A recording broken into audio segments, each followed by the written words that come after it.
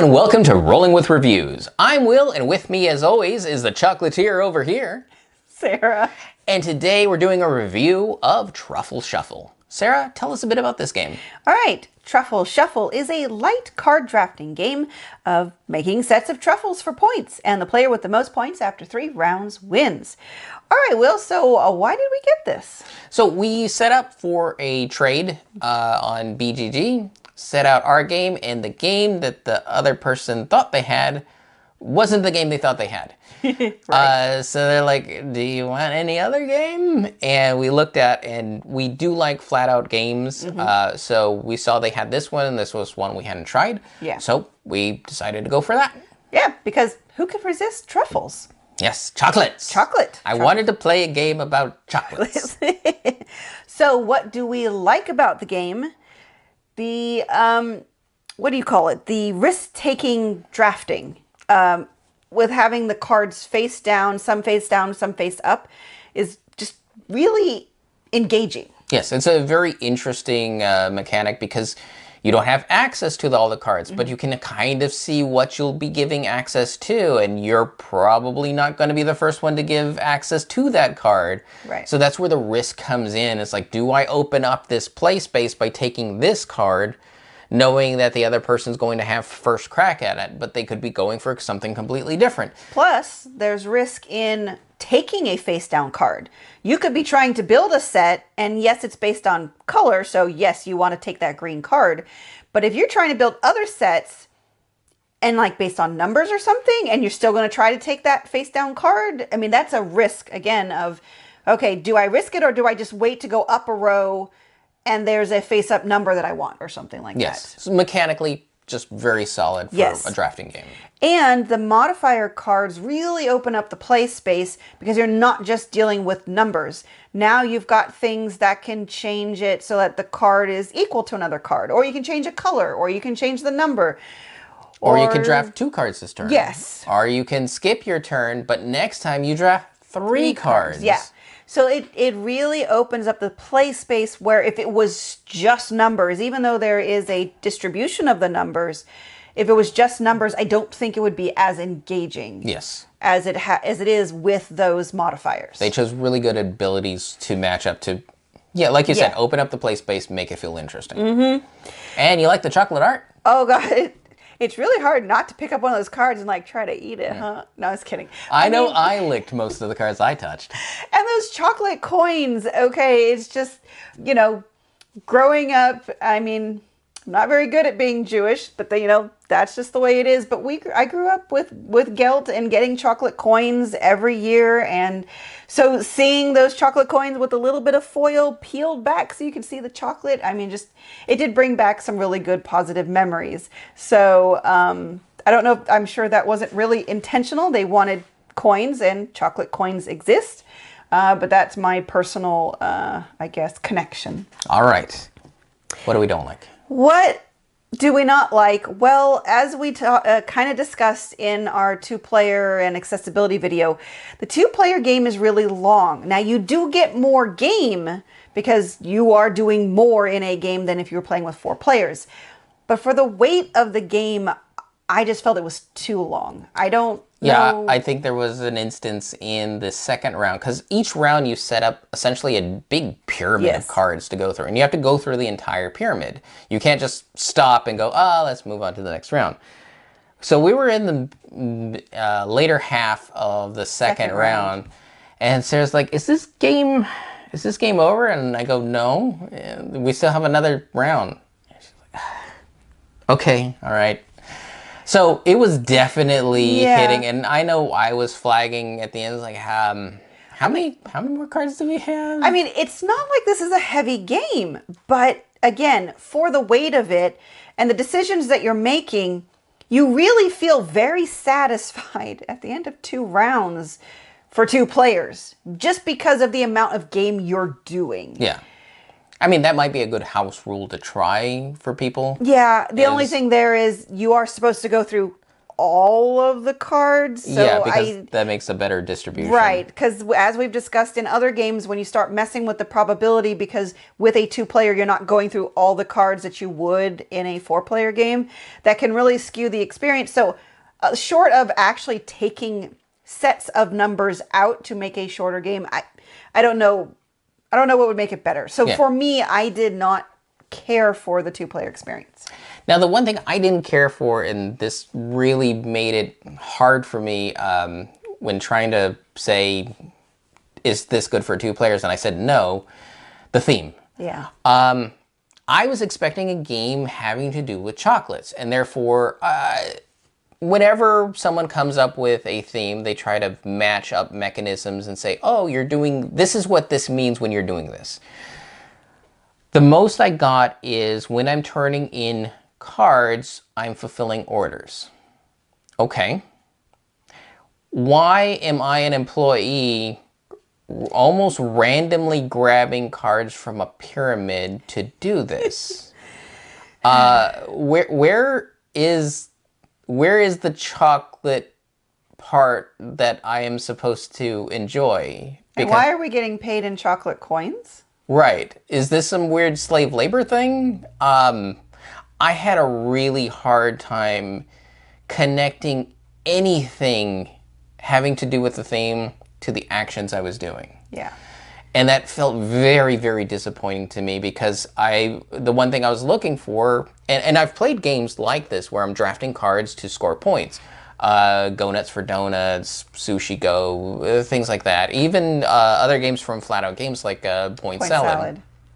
In those cases, whatever the main theme was, I felt was more utilized. Go Nut for Donuts. We're all gathered around a box of donuts and we're trying to beat each other to our favorite donuts. That's the theme. It's being utilized.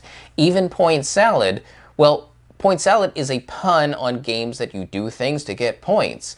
So it was playing on that pun and that experience of, hey, it doesn't really matter what you're doing. Just do something and you'll get points. Yes, so that way it actually utilized the theme. In this case, the art was there, and I never connect art with theme. Art dresses up theme, it supports theme, but it's not represented in the mechanisms. Right. I don't think it bothered me as much, but it definitely, there was a disconnect. Again, like Will said, the mechanism of the pyramid of cards, it's very good. Again, mechanically, this game has some really solid bones to it. But the narrative that's overlaid doesn't feel integrated. Again, if we are store employees, why are we randomly picking truffles for other people to place their orders? How terrible is our store for this to be the business model? Why aren't there boxes of like things? I mean, I've been into we have a local, candy store called C's, and they have big bins of all the same type together. So again, I guess just more for Will, but also for me, the theme integration just didn't work for us. I'm sure there's probably something that still could have worked for Truffles with the mechanisms as they stood. I don't know, something else other than being store employees trying to fulfill orders. Yeah, the closest thing I could come to is you're at a party, they have a fantastic display of truffles, and we're all trying to get it and eat. There you go. Our favorites. And the only ones we can actually reach are the ones that are, closest to us, which is why we're limited on picking out the giant pyramid, because we don't want to be the ones that grab the wrong thing and the whole thing falls on us because we don't want to be looking like pigs. Yeah, even though we're going to eat the entire pyramid. Yeah, nobody wants chocolate off the floor. Right. That would have probably gone over better for me. Yeah. But that's just not the case. So it really made me disappointed with the game. Yep. And then I think the only other thing, and this is going to be very unique to us and then other people who have severe vision issues, the weight of the game, Will had to constantly get up, go to the other room, use his closed circuit television to enlarge the cards, to read the numbers. Now, that kind of thing is fine if he's doing it infrequently or it's a heavier game, so there's more involved. But for a lightweight game, that typically isn't. Yeah, I have to do it for every hand. Yeah. And every hand is maybe just like 30 seconds apart. Yeah. Now, if I was eating all the chocolate, then I could get my steps in. Yep, it was good exercise, but not exactly the type of activity you were expecting to go along with the game. Right. All right. All right, let's get to the tough stuff, and that's reviews. For reviews, we each have 1d6 worth of ratings to give. 1 is low, 6 is high. We give a number, a reason why, add those two together, see what it rolled for us. Sarah, what did Truffle Shuffle roll for you? It rolled a 3. Mechanically, this is very solid. This is the type of game I would have loved to have when I was still, going into work and playing with my coworkers at lunch. I think they would have really enjoyed this game, playing at the higher player counts. I would have enjoyed it more. The lightweight, they would have enjoyed the pictures, or they probably would have told me, why didn't I bring a real box of truffles along with? Which is what they said whenever I showed them, go nuts for donuts. Where's the donuts? They're like, don't bring this game without donuts. I'm like, oh boy. So it's a great casual game for higher player counts, and sadly, for the two of us, with everything we've just discussed, that's just not what it is. I mean, we are not the right audience for this game. I do believe there is a good audience, even with how the theme doesn't work exactly mechanically. I think for a casual audience, they're not going to care, and I think they're going to have a really good time with the game. For me, 3 as well. It's half a game. The first half is, as Sarah said, it's a fantastic mechanical game, great drafting, good for high player counts. This is a good game. The other half is everything that they're trying to sell with labeling it Truffle Shuffle, and that's all the chocolate decadence. It just isn't there for me. Yeah.